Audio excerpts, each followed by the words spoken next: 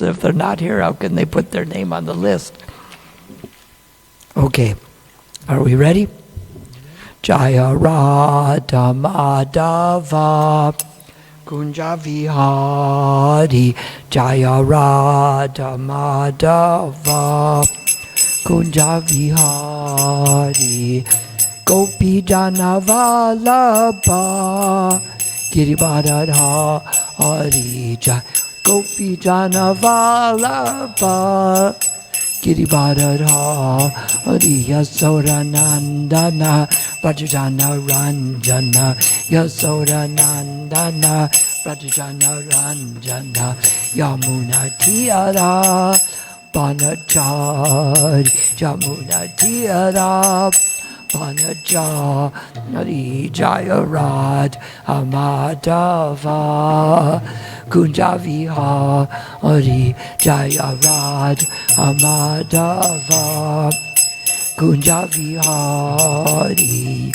Gopi Jana Vallabha Girivardhari Jaya Gopi Jana Vallabha Girivardhari Yasodanandana Vrajajana Ranjana Yasodanandana Vrajajana Ranjana Yamuna Tiyara Banachari Yamuna Tiyara Banachari Jaya Radha Madhava Kunja Vihari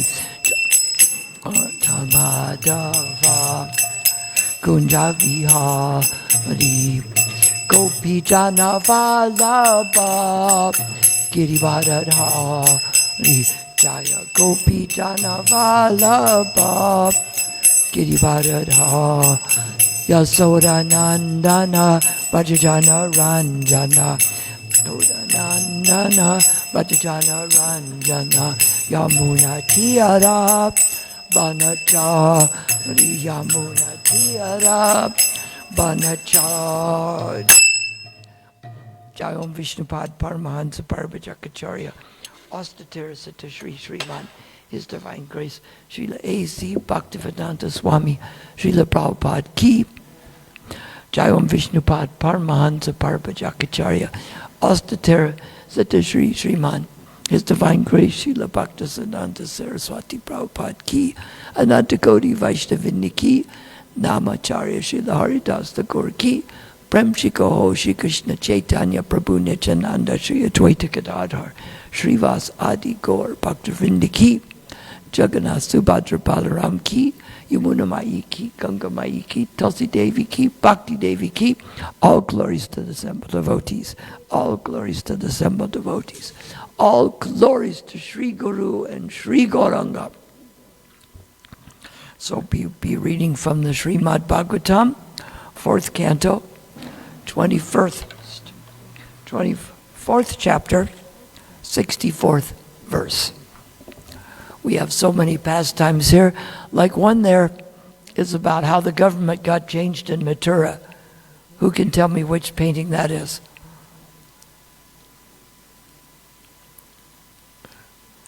Which one?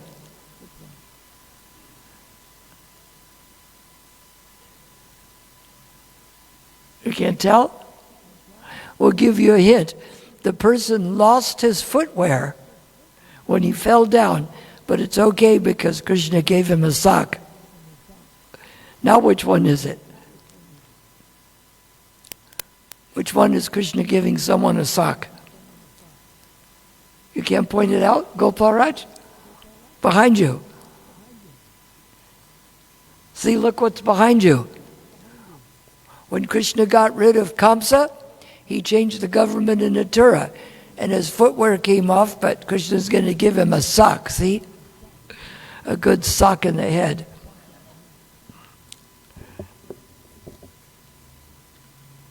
All right. Om Namo Bhagavate Vasudevaya. Om Namo Bhagavate Vasudevaya. Om Namo Bhagavate Vasudevaya. Om Namo Bhagavate Vasudevaya. Here we are in the 4th canto, 24th chapter, 64th verse. Boy, we're all four of those, aren't we? 4, 24, 64, huh? All right. First, we'll read one word at a time. Shrishtam Sva Sakjedam Anupravishtas Chatur Vidam Puram Atmam Sakina Ato Vidus Tam Purusham Santam Antar Punkte Rishikar Madhu Sara Gram Ya Shrishtam Sva Sakedam Anupravishtas Chaturvidam Puram Atmam Sakina Ato Vidustam Purusham Santam Antar Punkte Rishikesher Madhusara Gram Ya Shrishtam Svasvakedam Anupravishtas Chaturvidam Puram Amam Sakina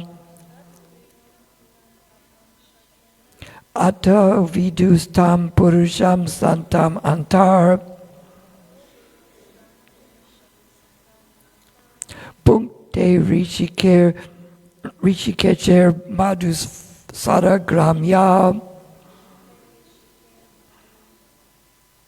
Shristam Svasakedam Anupravishtas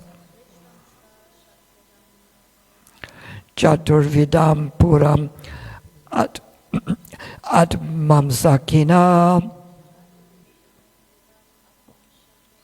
Ato Vidus Tam Purusham Santam Antar Punkte Rishikesher Madhusara Gramya. Repeat. Not all at once.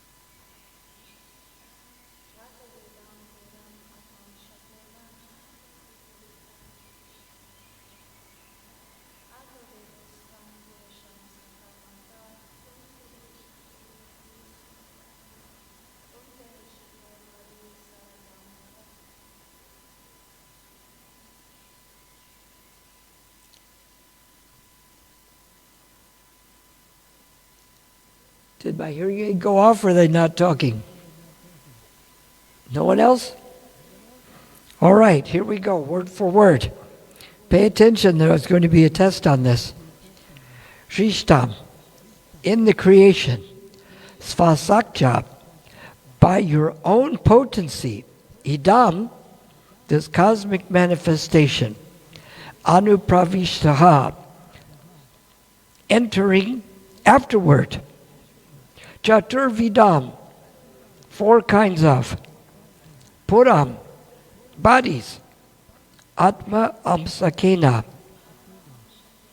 by your own part and parcel, Ato, therefore, Vidu, no, Tam, him, Purusham, the enjoyer, Santam, existing, Anta, within, bhukte, enjoys, rishikeshai, by the senses, madhu, sweetness, saragram, honey, ya, one who.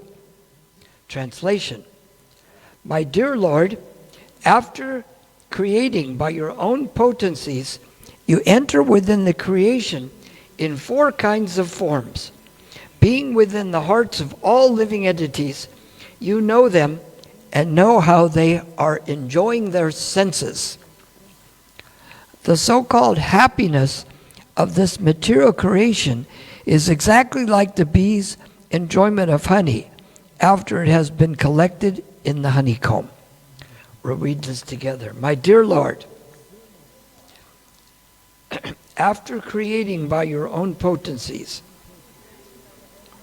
you enter within the creation in 4 kinds of forms, being within the hearts of the living entities. You know them and know how they are enjoying their senses. The so-called happiness of this material creation is exactly like the bee's enjoyment of honey after it has been collected in the honeycomb. Purport by His Divine Grace A.C. Bhaktivedanta Swami Srila Prabhupada. The material cosmic manifestation is an exhibition of the external energy of the Supreme Personality of Godhead. But because dull matter cannot work independently, the Lord Himself enters within this material creation in the form of a partial expansion, Paramatma. And He enters also by His separated parts and parcels, the living entities. In other words, both the living entities and the Supreme Personality of Godhead enter into the material creation just to make it active, as stated in Bhagavad Gita 7.5. Aparayam itastu anyam prakritim vidime param jiva bhutam mahabho yayadam darate jagat. Besides this inferior nature, O mighty armed Arjuna, there is a superior energy of mind, which consists of all living entities who are struggling with the material nature and are sustaining the universe. Since the material world cannot work independently, the living entities enter into the material manifestation in 4 different types of bodies. The word chaturvidam, remember these, this is going to be on the test at the end here. The word chaturvidam is significant. There are 4 types, that's 4, living entities born within this material world. Number 1, some are born by way of an embryo, jaryuja. Number 2, by way of eggs, andaja. Number 3, perspiration, svetaja.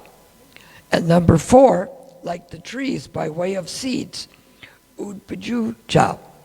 Regardless of how these living entities appear, they are all busy in the pursuit of sense enjoyment. The materialistic scientists' contention that living entities other than human beings have no soul is nullified herein. Whether they are born through an embryo, eggs, perspiration, or seeds, all living entities in the 8,400,000 species of life are parts and parcels of the Supreme Lord,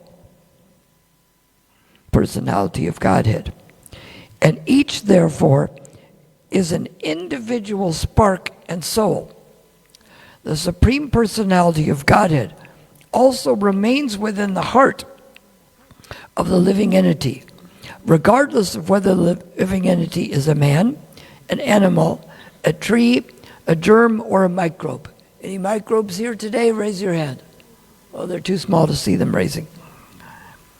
The Lord resides in everyone's heart, And because all living entities who come to this material world do so in order to fulfill their desire for sense enjoyment, the Lord directs the living entities to enjoy their senses. Thus, the Paramatma, the Supreme Personality of Godhead, knows everyone's desires. As stated in Bhagavad Gita 15:15, Sarvasya chaham ridi sanvisto mattasmitir jnanam apohanam sha. I am seated in everyone's heart, and from me come remembrance and forgetfulness. Remaining within the hearts of all living entities, the Lord bestows remembrance by which the living entities can enjoy certain things. Thus, living entities create their enjoyable honeycombs and then enjoy them. The example of a bee is appropriate because when bees try to enjoy their honeycomb, they have to suffer the bites of other bees because bees bite one another when they enjoy honey. They are not exclusively enjoying the sweetness of the honey, for there is also suffering. In other words, the living entities are subjected to the pains and pleasures of material enjoyment. Whereas the Supreme Personality of Godhead, knowing their plans for sense enjoyment, is aloof from them. In the Upanishads, the example is given of two birds sitting on a tree. One bird, the jiva or living entity, is enjoying the fruits of the tree. And the other bird, where's our birds come to show the example? They're coming later. Other bird is simply witnessing. In the Bhagavad Gita, the Supreme Personality of Godhead as Paramatma is described as Upadrashta, the overseer, and Anumanta, the permitter. Thus the Lord simply witnesses and gives the living entity sanction for sense enjoyment. It is the Paramatma also who gives the intelligence by which the bees can construct a hive, collect honey from various flowers, store it, and enjoy it. Although the Paramatma is aloof from the living entities, he knows their intentions, and he gives them facilities by which they can enjoy or suffer the results of their actions.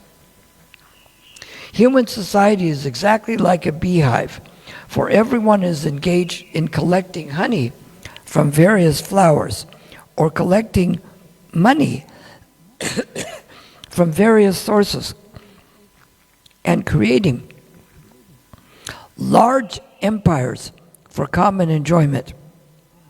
However, after these empires are created, the bites of other nations have to be suffered. Sometimes nations declare war upon one another, and the human beehives become sources of misery. Although human beings are created, their beehives, in order to enjoy the sweetness of their senses, they are at the same time suffering from the bites of other persons or nations.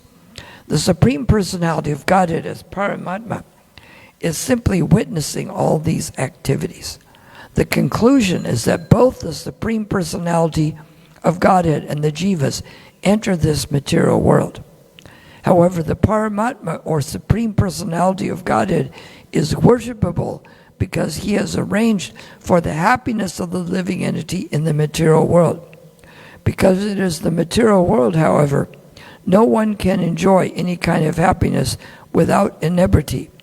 Material enjoyment means inebriety, whereas spiritual enjoyment means pure enjoyment under the protection of the Supreme Personality of Godhead. So who is speaking this? Who can answer that? Gopal Raj, who is speaking this? Do you know? Bilva Mangal, do you know who's speaking it? Lord Shiva is. Okay. And he enters in 4 kinds of creations. See if you can each remember one of these. What are the 4 kinds? Which one? Wow, you're a genius. Which one of you came from perspiration? Is that a microbe? Is it possible for that to happen? It is if we're not careful. Okay, moving along here.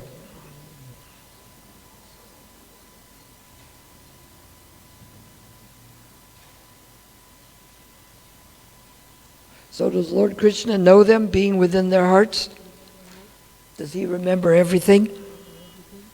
I know what happened. I went to Mumbai and I used to do the Artik for the deities of Radha Ras Bihari in 1971. And do you know they remember that? What else do they remember? Can anyone name something Krishna remembers? We'll make it easy. Can you name something Krishna doesn't remember? No? Which is a bigger list? The names of things that Krishna doesn't remember or the names of things you don't know? Is it the same list? No, it's not. Because Arjuna is perplexed of this in Bhagavad Gita when Krishna says that in the beginning of creation, I spoke this imperishable knowledge to the sun god Vivishwan. And Vivishwan spoke it to his son Manu, and Manu spoke it to his son Ikshvaku. And Krishna explains that this very ancient science of the Supreme is today told by me to you because you are my devotee as well as my friend.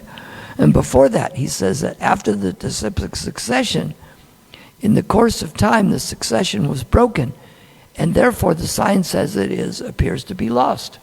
So Arjuna is perplexed. He says, how am I to understand that you spoke this knowledge to Vivishwan when Vivishwan is senior by birth to you by many millions of years? And then Krishna explains about his nature. He says, many, many births both you and I have passed. See if I say this correctly. Krishna says, many, many births both you and I have passed. You can remember them all, but I cannot. Is that correct? No. He says, many, many births both you and I have passed. You cannot remember them, but I can. And although I am unborn, and my transcendental body never deteriorates, and although I am the Lord of all sentient beings, I still appear in every millennium in my original transcendental form. We'll give a second for the bird to translate that. Okay. So does that show something different between the nature of us and Krishna? So, he calls it so-called happiness, because most of the happiness is in the anticipation. And when they're in the beehive, they have conflicts with other bees. But at least in this world, we don't have conflicts with other beings, do we? Unfortunately, there's no wars going on, except for Gaza and Ukraine, maybe a few others.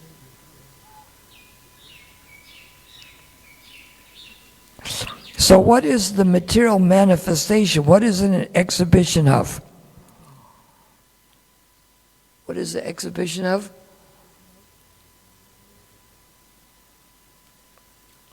It's a material manifestation. So is it part of Krishna's potencies? We'll give you a multiple choice question.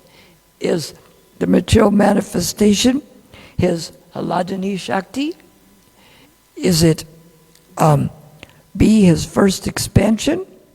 Or is it the C, the external energy of the Supreme Personality of Godhead?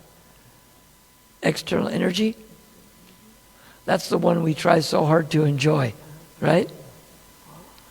And we're dying of thirst and we want to go swimming and we get a drop of water. Can you dive into a drop of water? Can you try? You got water, but is it enough? It's not quite enough. It's like if prasadam comes and they give you a grain of rice. It is food and it has nutritional value, but only enough for the birds out there.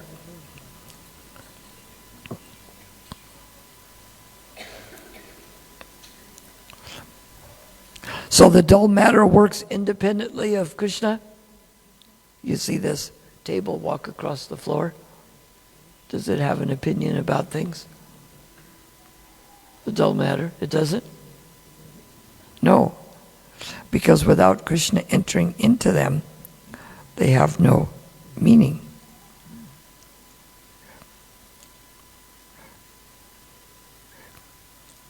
So what is the inferior energy? What is not the whole table of elements, but the ones Krishna divides them into?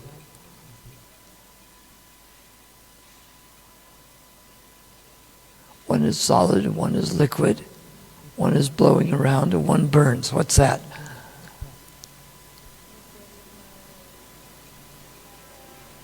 That must be it. Earth, water, fire, air, ether, mind, intelligence, and real ego. False ego. Oh, is there a difference? Yes. One is real, one is false. So, going on from there, but besides this inferior energy, what is there? There's the Supreme Lord, right? And what's in the middle? Living entities who are struggling with material nature and sustaining the universe, like the demigods are sustaining it. And we mentioned the four kinds.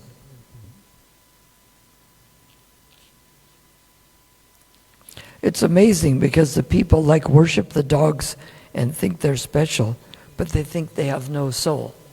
The way you tell if they have no soul is you smack it. And if it doesn't react, then there's no soul there, right? Now, of course, some small creature, there's the ways you tell that it gives birth, it grows, it gives off byproducts, like this table doesn't make other tables. Fish make other fish, right? And it deteriorates, and eventually it passes on. So you see that matter doesn't have that quality. But above that is the Supreme Personality of Godhead.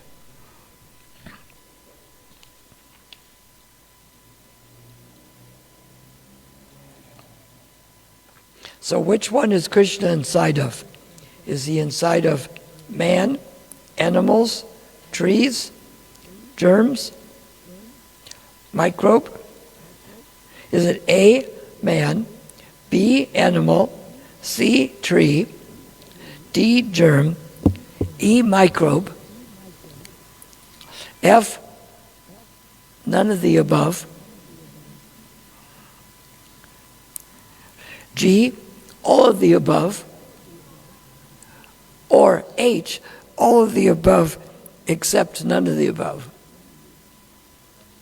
Can't be all of the above because none of the above was included in that, right?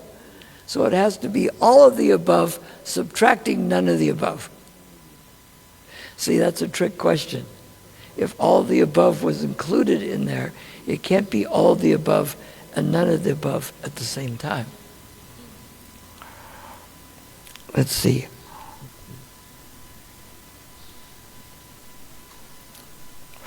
So why does a living entity come to this material world?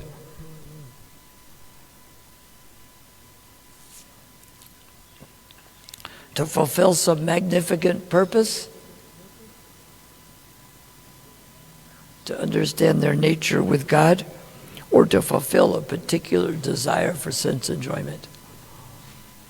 They all have different kinds of enjoyment. The dung beetles, they like dung. And the male dung will get a big bunch of dung and give it to the female as like a gift. But that wouldn't be appreciated amongst humans, would it? Women don't like it when the men show up with a bunch of dung. Quite often they give them a bunch of dung. So, does the Paramatma know everyone's desires? Which comes from Krishna? Remembrance, knowledge, forgetfulness, or all of them? Or do you forget?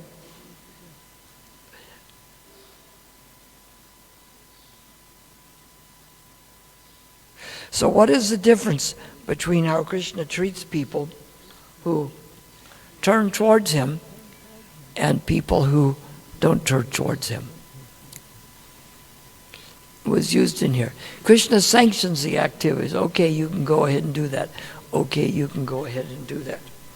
But as Krishna says in the 10th chapter of Bhagavad Gita, in the 10th verse, Tesham satatam yuktanam bhajatam priti purvakam dadami buddhi yogam tam yena mam upayanti te. To those who are constantly devoted and worship me with love, I give the intelligence by which they come to me.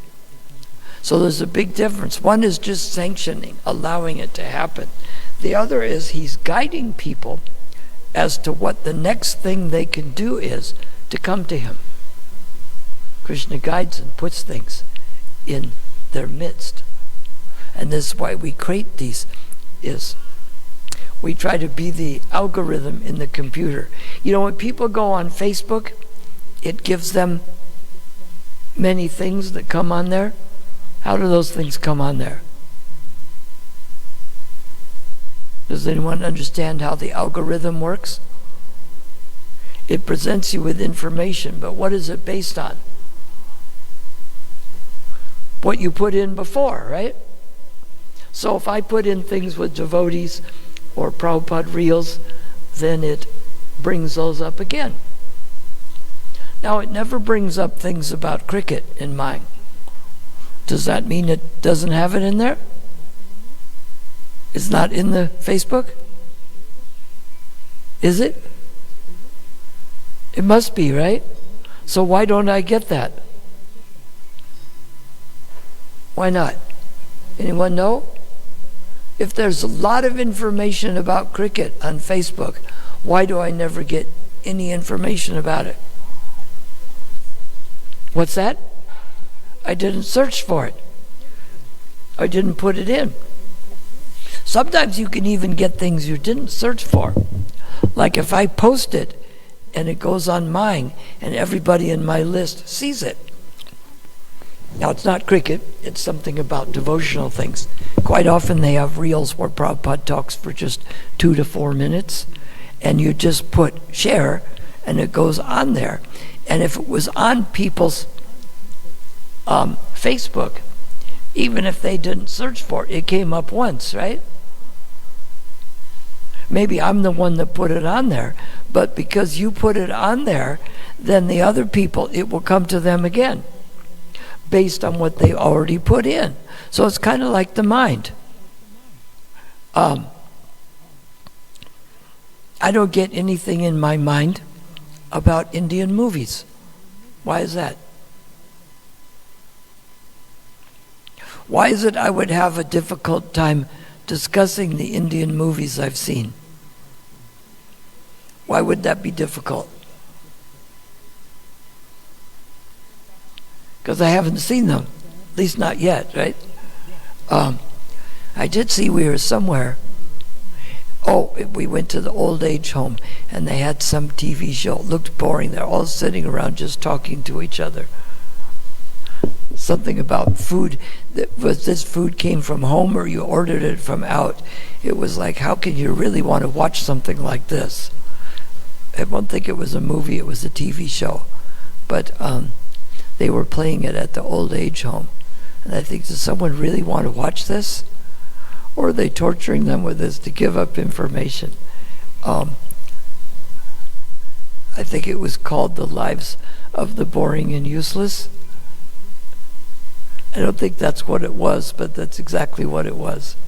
So, because I don't put it in there, that's not what comes out. So we have to remember that our mind is like the algorithm. We put something in there, it's going to come out. Krishna says, oh, you like that? You want that? Just like I remember that one girl was talking about, they had the foreign exchange students. Maybe an American will come to South Africa to go to America. And she went to Japan. And they fed her the thing with all the things like eel. And so she thought, I'll get it out of the way, I'll eat the eel. And so she eats the eel thinking she's done, and they put more on her plate. Because she's already put it in. And they put more. But she's thinking, I'll get rid of the thing that's terrible first. So we think that way. We think, I'll put the bad material desires in first, and later on, I'll engage in spiritual life. That's why if someone has a material desire, should they fulfill that material desire and then go and worship Krishna? Thinking, well, I'll fill my desire now, but tomorrow I'm going to be really devoted. I'll get it out of the way. Or should they think, let me serve Krishna and chant Krishna's name, and we'll see what happens tomorrow. Which is better? Which one? Because it's what we do that counts. Like they say, the person had one drink, and he thought, well, that wasn't so bad. One more won't hurt, will it? And he thinks, well, that's okay, one more. And then it has another and another and another. Which drink was the bad one? Number 10? The first one. Because if you don't have the first one, you can't have the second one. So we think we get that out of the way, the algorithm in the brain brings it back. But if we decide not to think about it, if whenever and wherever the mind wanders, we pull it back under the control of the self, it's just like a fire's burning and we pour water on it. We don't want to pour material water on the fire of spiritual life. We want to pour spiritual water on the fire of material desires. If we chant the names of Krishna and we rewire our brain to hear Krishna's name, then we can rewrite the importance of this. If you put Krishna in the brain, that's what comes back. Not something else, right? So we start the day. Do you start the day by A, working and think about enjoyment in spiritual life later? Or do you wake up so late, first thing you do is go out to the bar in the corner here and then work later? Or do we engage in spiritual life first, engage in work and other things, and then try to either delete the things or say later? Sometimes a person gives up the material desires, and even though the taste remains, by experiencing a higher taste, they become fixed in consciousness. So this is the difference when Prabhupada says there's two kinds of people, dhira and adhira. The dhira is the sober, and the adhira is the unsober.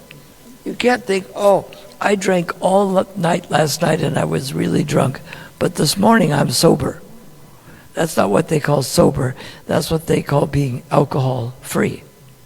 Because it takes a little more time than that for someone to be sober. What sober really means is that you can see things as they are. This is a good idea, I do more of it. This is a bad idea, I don't do it. It's as simple as that we accept everything favorable for devotional service and we reject everything unfavorable. It's always simple, but it's not always easy. Because sometimes the mind says, but you know what? If you change your mind about it, reality changes along with your desire. But this is like thinking, there's a law against robbing the bank, but I changed my mind, it's legal on Friday, December 19th. The trouble is the law and the police didn't decide that. And reality does not change just when your opinion of it does. But yes, most people think that. But when is a good time to do something? When you really think you need it badly. And then it's something good, right?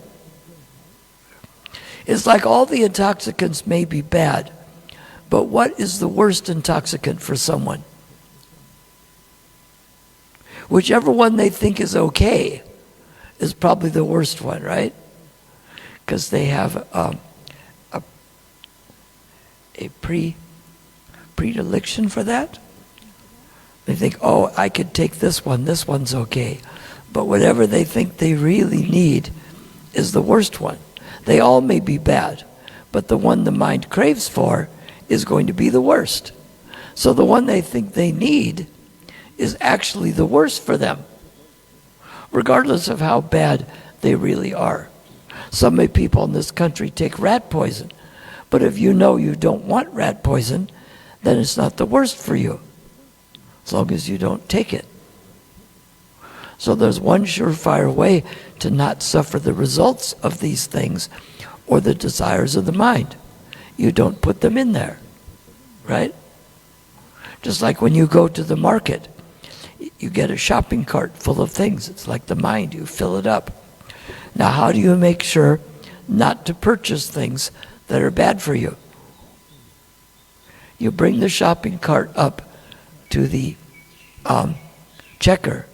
And how did you make sure not to purchase things that are bad for you? Gopal Raj, you know?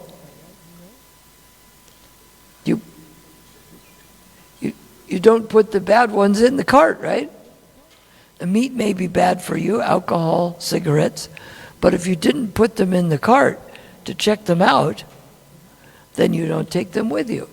So we use the same thing with the mind. We say with the mind, garbage goes in, garbage comes out. I use the same philosophy, but instead of garbage, I use Krishna conscious knowledge. You put Krishna conscious knowledge in, Krishna conscious knowledge comes out. And that's why the reading and distribution of literatures is such an important thing. Because Krishna says in Bhagavad Gita that someone who studies this talk between him and Arjuna worships him by his intelligence. And it gives you the right idea of where to go. If you don't know where you need to go, it's going to be very hard to get there. You get out in the road and you just start driving with no destination, how will you get there? At least if you have a wrong destination, at least you may get there. But if you have no destination at all, so people sometimes just blunder through life. And what was it? Madhavi was saying it. He asked his father, what was the purpose of you and my mother having me? And his father just looked at him like, what? But thinking that there's a purpose. I had you to be able to deliver the world to Krishna consciousness. Did Bhakti Vinod think that way? And did our Prabhupada think that way? They did. But it doesn't necessarily work out. Prabhupada's children didn't turn out as well. So even we give the proper instruction, sometimes people don't listen. And this is what we know in book distribution. I asked the one good book distributor, Pragosh, how he does well. He says, I spend 90% of the time with the 10% who are most likely to buy. If someone comes and says, you know, I'd like a couple of your books, it would be easier to sell a whole set of books to that person than to sell one book to someone who doesn't want it. It's easier to increase someone's desire than it is to create a desire that's not there. Prabhupada said we have to fan the spark of devotion. So if they have a spark, we can fan that and make that better. So we have to see that in ourselves and others. If we don't enter any Krishna consciousness at all, there's no spark. If there is a spark, we have to add some fuel, more spiritual desires. And if material, we have to not add it. Because you don't add it, the spark goes out. So whether we have a spiritual or material desire, if we don't add more to it, it will go out. If I entered something in the internet, and then I enter 20 different kinds of things afterwards, that original thing goes to the background somewhere. I don't get it anymore. So if we always try to put Krishna in the foreground, Krishna will come to the foreground. So we have to remember that. It's by the practice of devotion that more devotion comes around. Because as we approach Krishna, we take a step to him, he takes 10 steps to us. It's just like if I give you 10 times on your investment. If you give me 1 rand, I give you 10 rand. So should you give me a rand? No, you should give me 100 million rand, so I give you 1 billion rand back, right? They gave me 10 times on the money, so I gave him a rand and got 10 rand. If you're getting 10 times on it, do you give them 1 and get 10? Or do you give the 100 million and get 1 billion? So we have to see if it's worthwhile, we take a lot of it. We think that the more we take of something, the more we'll enjoy it, because spiritual life is that way. Anandam Buddhi Vardhanam, an ever-increasing ocean of transcendental bliss. Just like the market, they sell all kinds of food.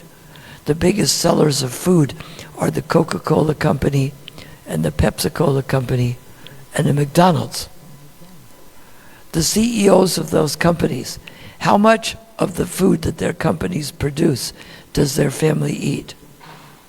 You know how much? How much do you think? None of it. Now, if someone produces it and they take none of it, wouldn't that be a bad sign? If you ask someone here, they say, I'm the cook at the temple. Do you ever eat the food from oh no, I never eat it. Like Sukumar, you did cooking down below today, right? Is Sukumar here? I don't have my proper glasses. Who's here? Oh, I thought Sukumari was here. So if she says, yes, I cook this and I eat it, is that a good sign? If she says, I always cook the devotee prasadam, but I never, ever, ever eat it, how would that make you feel? And then Jai Sachinandan says the same thing. Oh yes, I always cook it, but I never eat it. Would that make you suspicious?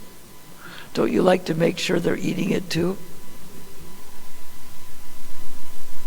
That says something bad. If they never eat it, but they're selling it to the public, is that a bad sign? So any questions or comments about this?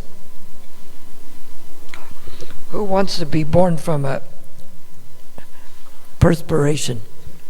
Does that sound good? Who would rather go to Krishna Loka? Gopal Raj, you have any comments towards this? Yes. Give us some comment. Tell us about the Port Shepstone Namahata, and if there's any preaching going on in Ramsgate.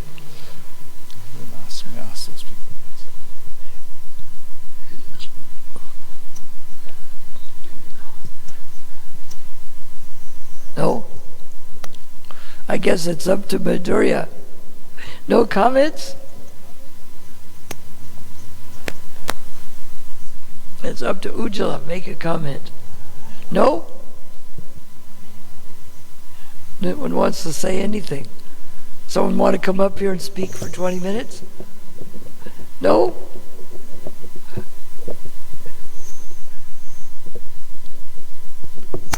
Anything more to be said? Shall we end here? Hare Krishna.